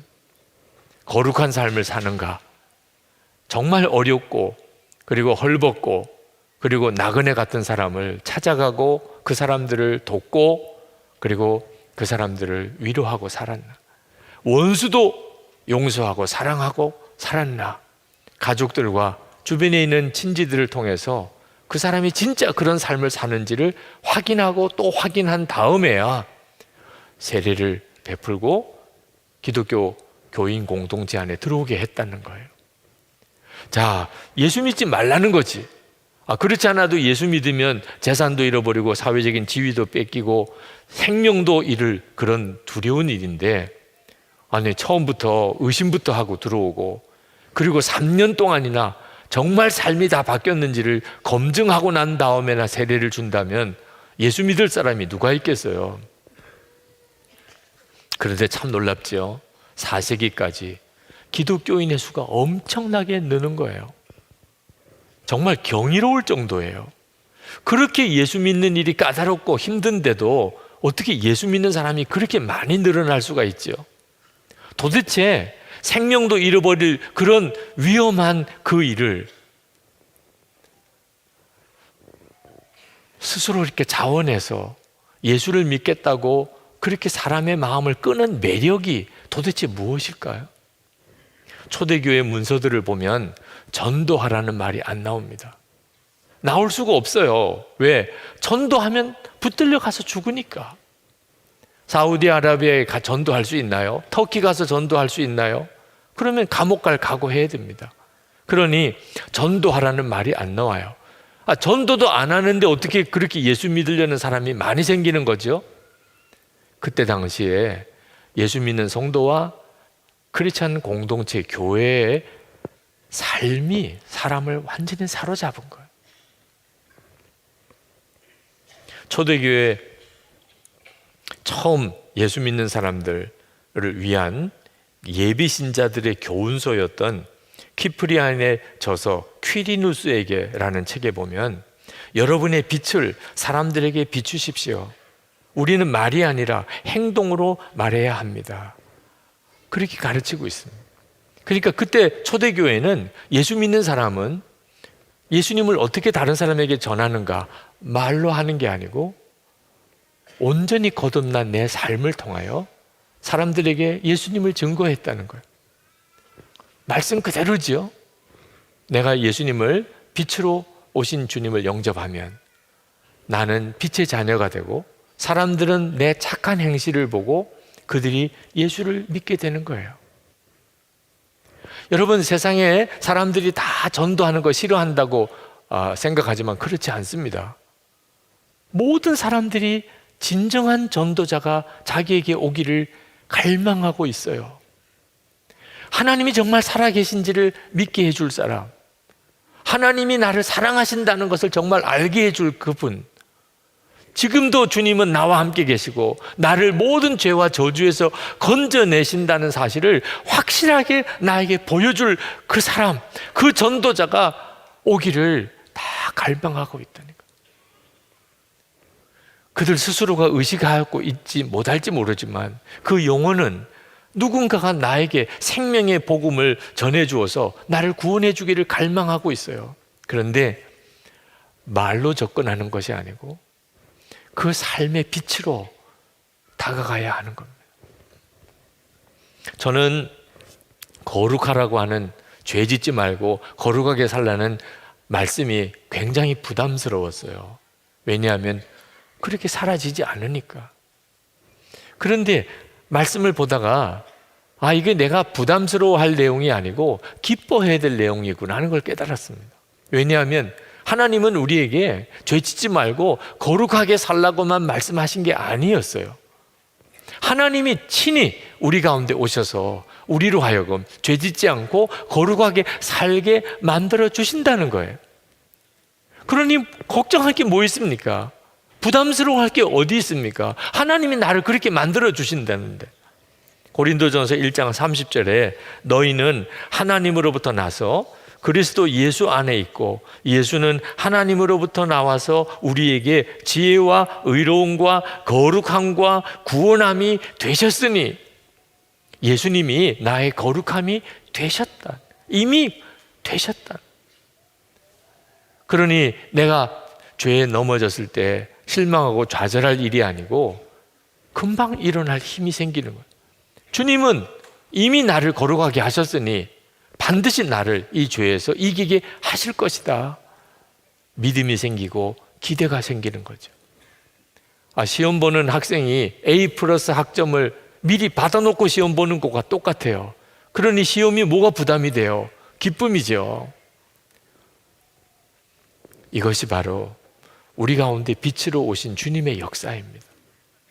주님이 그렇게 우리를 완전히 뒤집어 새롭게 살게 해주신다는 것. 그 가장 놀라운 열매가 사랑입니다. 거룩함과 함께 사랑이, 우리가 살아가는 우리의 삶 속에 가장 귀한 것, 가장 존귀한 가치, 가장 놀라운 축복이 뭔지 아십니까? 사랑하는 거예요. 하나님을 사랑하고 그리고 내 이웃을 사랑하는, 이것보다 더 놀라운 복은 없습니다. 그런데 이 엄청난 사랑의 축복을 하나님이 우리에게 저절로 할 수 있게 만들지 않으셨어요. 하나님은 오히려 우리에게 하나님을 떠날 수 있는, 사랑은커녕 하나님을 대적하고 떠날 수 있는, 마귀를 쫓아갈 수 있는 자유를 우리에게 주셨어요. 왜 그렇게 하셨죠? 아니, 하나님이 우리를 하나님만 사랑하도록, 그리고 사람들과 사랑하며 살도록 만들어 놓으면 얼마나 좋아요. 갈등할 것도 없고 고민할 것도 없고. 근데 하나님 그렇게 안 하셨어요. 왜 그렇게 하셨는가? 자유가 없다면 사랑은 아무 의미가 없기 때문에 그렇습니다. 내가 하나님을 사랑할 수밖에 없는 사람이라면 하나님을 사랑하는 것이 하나님께 무슨 기쁨이 되겠어요? 하나님을 떠나서 배반하고 마귀를 쫓아갈 수도 있는데 내가 하나님을 사랑하니 그 사랑이 하나님을 기쁘게 하는 거죠. 이번에 일본 다녀오면서 우리 교회에서 선교사 훈련을 받고 일본으로 파송한 윤건희 목사님을 만났습니다. 그 윤건희 목사님이 일본에 가실 때 그 딸을 막 출산을 했을 때입니다. 그리고 일본에 가서 이제 돌을 맞았어요. 거기서 만났는데 그 딸을 품에 안고 저에게 와서 인사를 시키는데 그렇게 이쁘고 좋더라고요. 그래서 다가가서 그 정말 사랑한다고 말을 해주려고 갔는데 울어요. 저를 보고. 낯선 할아버지가 자꾸 다가와서 아는 척하니까 그 아이로서는 정말 두렵기도 했을 것 같아요. 제가 할 수 있는 길은 그냥 뒤로 물러나는 것밖에 없었어요. 마음은 좀 쓰라리지만 그 아이의 선택을 존중해야죠. 그 아이가 싫대는데, 그 아이가 무섭대는데 제가 할 일은 그냥 거리를 두고 괜찮다고 울지 말라고 그렇게 하는 수밖에 없지요. 그렇게 3일을 지냈어요. 3일 동안 계속 보아서 그런지 마지막 이제 헤어질 때 저를 보고 웃고 고개를 까딱하고 인사도 하는 겁니다. 얼마나 사랑스러운지 너무너무 기쁘더라고요. 울 수도 있는데 웃어주니까 얼마나 좋아요. 네. 하나님께서 우리에게 왜 자유를 주셨죠? 심지어 하나님을 떠날 수 있는 자유, 하나님을 믿지 않을 뿐만 아니라 하나님을 대적할 수 있는 자유까지. 그래서 지금 하나님을 안 믿는 사람도 수없이 많지요. 왜 하나님이 그런 자유까지 주셨죠? 그럼에도 불구하고 하나님을 사랑하게 될 때 그때만이 사랑은 진짜기 때문에, 이 은혜의 역사가 우리 가운데 우리의 영혼의 빛으로 임하신 주님 때문에 일어나는 일이에요. 하나님께서 우리에게 하나님을 사랑하든지 하나님을 떠나든지 마음대로 해라 이렇게만 하셨다면 하나님은 무책임하신 거죠. 하나님은 우리를 강제로 하나님을 사랑하게만 그렇게 살도록 그렇게 만들지는 않으셨지만 우리 가운데 빛으로 주님을 보내셨어요. 그래서 우리 눈을 열어주셔서 우리의 영혼이 살아 하나님이 살아계신 것과 하나님의 사랑을 알게 하고, 그리고 그 하나님을 사랑하게 만드신 거예요.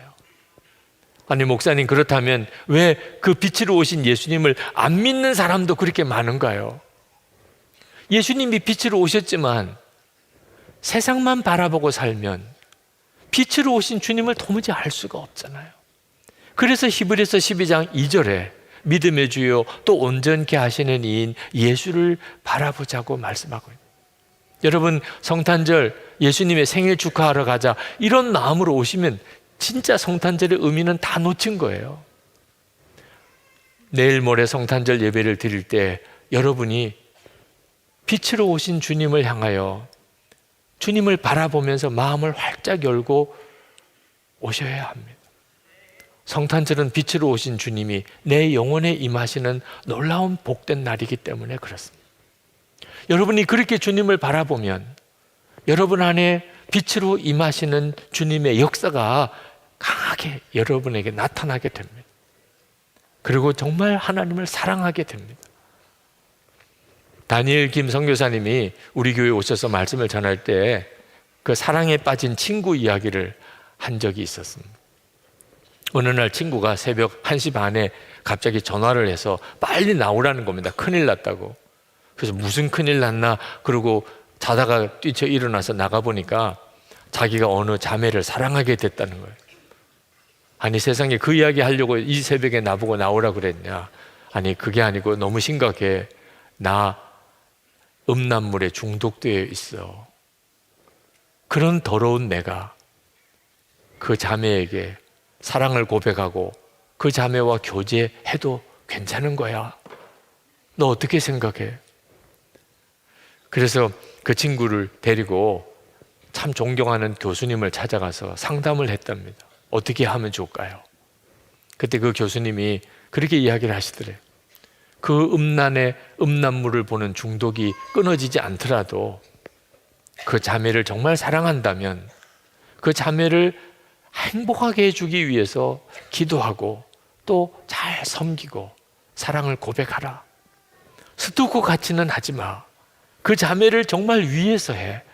그 자매가 행복해지기를 소원하고 그리고 너가 할 수 있는 모든 것을 해. 그렇게 해보라고. 그렇게 권면을 해주시더래요. 그리고 이제 한동안 만나지 못했습니다.